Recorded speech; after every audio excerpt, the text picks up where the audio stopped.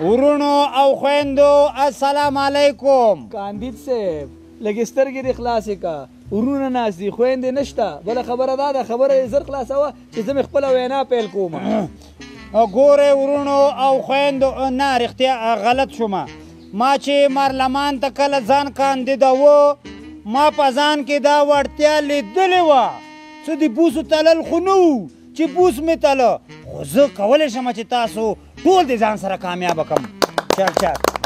آفرین شه او په تاج شه. ګرانو زامنو، نه رښتیا غلط شوم. ګرانو ورونو زما سلامونه هم ومنئ. آفرین شه او په تاج شه. دقت ته دې ګوره او دومره ډېرو زامنو ته دې ګوره، خو داسې ووایه چې ښه صحیح غلط شومه. ته چپ شه. کلیوالو ما ته رایه راکړئ چې تر اوسه مې 200 جریبه دولتي ځمکه غصب کړې ده. مننه. او نوره مې والله که یو ګز هم زیاته مې پټه کړې وي ځکه چې شرمېدمه. والله آفرین چې ښه ډېره ځمکه دې اخیستې ده. ای ورونو زما یوه خبره په خلا او غوږونو باندې واورئ چې دې ته رایه ورنه کوئ، رایه ما ته راکئ چې تر پرون ورځې پورې مې 400 زیاتونه یعنې جریبه مځکه درته ښیم، هغه هم د بیت المال په رڼو سترګو او په سرو سترګو مې د ګونډو لاندې کړه او اوس هم اسکه غاړه ګرځم. واه دې ته یې نرکاندې. کلیوالو دا خوار په چور څه پوهېږي. رایه ما ته راکئ چې د ټول افغانستان د ښوونځیو او د روغتونونو ځمکه مې په رڼا ورځ د ستوني نه ښکته کړې. هو زنده باد. دې ته وایي غیرتي. ای ما خبره واورئ چې بیخي دې ته رایه ورنه کوئ ځکه چې زه ژوندي ثبوتونه لرم چې ما څونه جربه ځمکه غصب کړې ده او که نه یې منئ لاړ شئ شیرپور ته، هلته زما لوکس کورونه وګورئ، خو دا وراستي تر ننې ورځې پورې یو هم خباله نه لري. آفرین زما رایه ده، موږ رایه ستاسو. تا ته څنګه رایه درکړي؟ رایه دې ما ته راکړي چې دا 14 کاله کېږي چې د برق بل مې نه دی تحویل کړی او نه څوک دا جرأت لري چې یوه دقیقه را باندې برق کړي.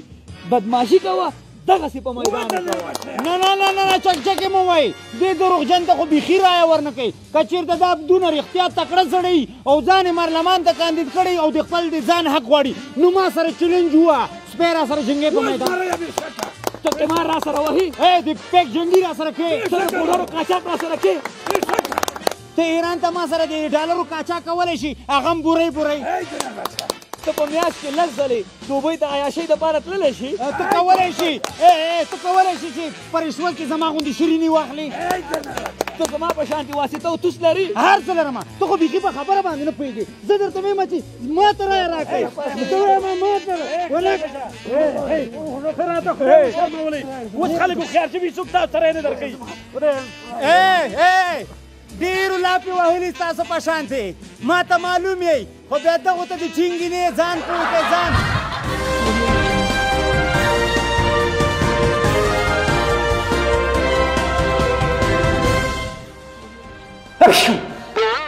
څوک هم نشته د خبرونو وخت هم دی.